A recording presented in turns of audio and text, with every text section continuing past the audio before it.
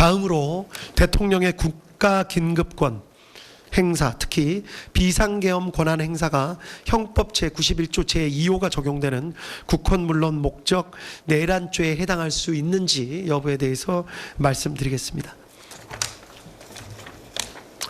비상계엄 선포는 그 자체로 행정부나 법원 등 헌법에 의하여 설치된 국가기관의 권한 행사를 제약하는 성격을 가지고 있습니다.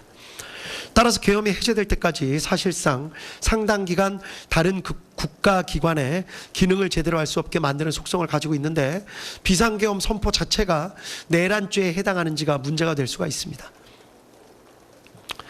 이러한 문제에 대해서는 먼저 계엄 선포의 형식적, 실제적 요건을 갖추지 못한 경우에는 형법 제91조 제2호가 적용되는 국헌문란 목적 내란죄가 성립된다는 견해가 있을 수 있습니다.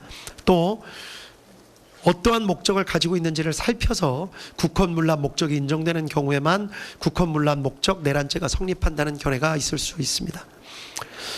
실체적 요건을 갖추었는지 여부를 가지고 따지는 견해는 따르기가 힘듭니다. 일단 실체적 요건을 갖추었는지 여부에 대한 대통령의 판단은 존중되어야 합니다. 이를 섣불리 사법심사 영역으로 가져오는 것은 자칫 필요한 경우 판단을 주저하게 만드는 저해 요소가 될 수 있고, 절차적 요건을 따지는 것도 도대체 어느 정도까지의 절차를 어기는 것이 문제가 되는지 삼을 수 있는지가 어렵습니다. 따라서 형식적 실제적 요건을 갖추지 못한 경우에는 비상계엄 권한 행사가 내란죄가 된다는 주장은 받아들이기가 어렵습니다.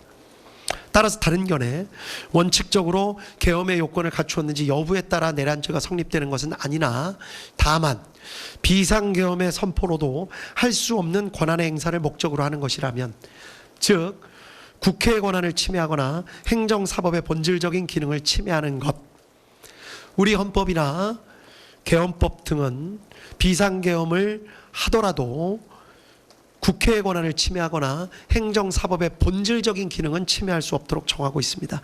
따라서 비상계엄을 하더라도 국회의 권한을 침해하거나 행정사법의 본질적인 기능을 침해할 수 없는데, 이를 목적으로 해서 비상계엄을 선포하는 것이라면 비록 헌법이 정하고 있는 권한행사라 하더라도 이때에는 형법 제91조 제2호가 적용되는 국헌문란 목적 내란죄가 성립할 수 있다는 것이 이 법원의 판단입니다. 따라서 원칙적으로는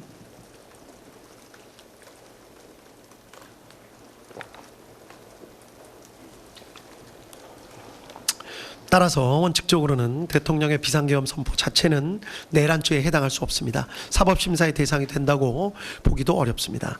다만 그 내용을 살펴서 비상계엄의 선포로도 할 수 없는 권한의 행사, 그것이 헌법이 설치한 기관의 기능을 상당 기간 저지하거나 마비시키려는 목적으로 하는 것이라면, 결국 이는 헌법이 정한 권한행사라는 명목을 내세워서 실제로는 이를 통해 할 수 없는 실력 행사를 하려는 것에 다름 아니기 때문에 형법 제91조 제2호가 적용되는 국헌문란 목적 내란죄가 성립할 수 있다는 것이 이 법원의 판단입니다.